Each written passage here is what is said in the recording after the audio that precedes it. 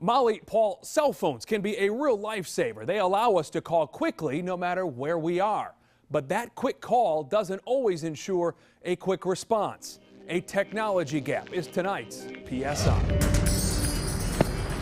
Cleveland County 911. It's hard to listen to. Somebody, my husband died.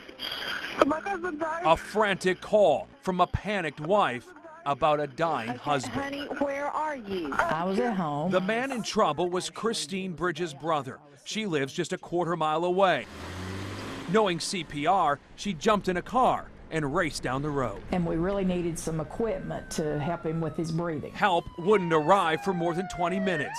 Ted Huffman didn't make it. Waiting there all that time with someone you love and you can't do anything, that helplessness, it was just devastating. We've learned a number of factors combined to slow the response time. Honey, where are you? The calls for help came from cell phones from the Huffman home, which is in Cherokee County, South Carolina.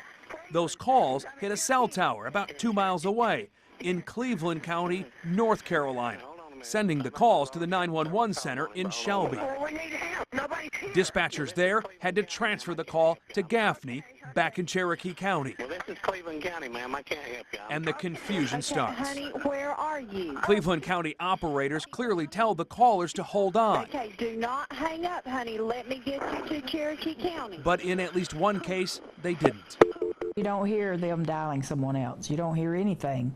It's like they're hanging up. So that shows you the location of the call right there. That is correct. Delisa Coggins runs the Cherokee County 911 center. When you get that call though from Cleveland County, that information None of that information shows up. No phone numbers, no maps, no addresses.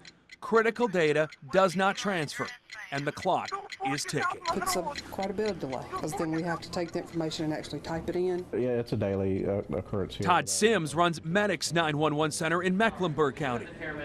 He says 67% of all their calls come from cell phones. You're at the mercy of where that cell phone tower is, which tower it hits, right? What tower it hits, the tower availability. And if it hits a county over or even a state over, the information is often lost in the transfers because different counties can mean different phone line providers. What needs to happen?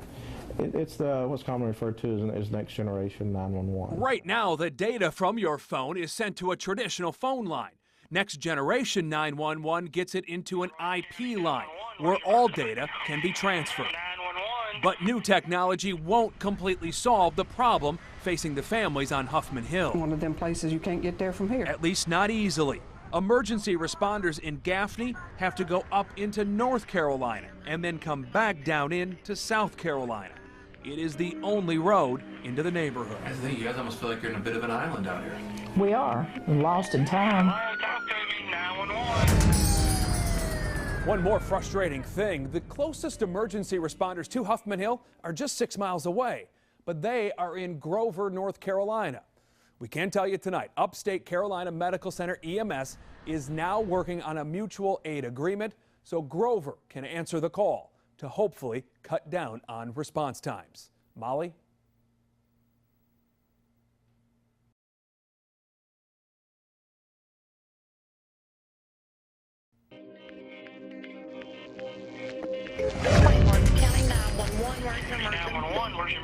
When the call comes in for help, Okay, right now, is she awake? getting to the scene quickly can make all the difference. I mean, my parents bought this land over 70 years ago. Christine Bridges needed medical help sent to her family's farm. My sister-in-law came running up the steps and just opened the door and came in very upset, crying. Christine's brother Ted had collapsed and wasn't responding. We really needed some equipment to help him with his breathing. They called 911 and Cleveland County, North Carolina answered. The problem was they live in Cherokee County, South Carolina. Well, this is Cleveland County, ma'am. I can't help you. A different county, a different state, and the confusion that followed delayed rescue workers. It's frustrating because we can't get all the information we need to make a quick transaction. We'll tell you about this technology-driven hole in our 911 system. Okay, honey, where are you? And what you need to know before you have to make that emergency call.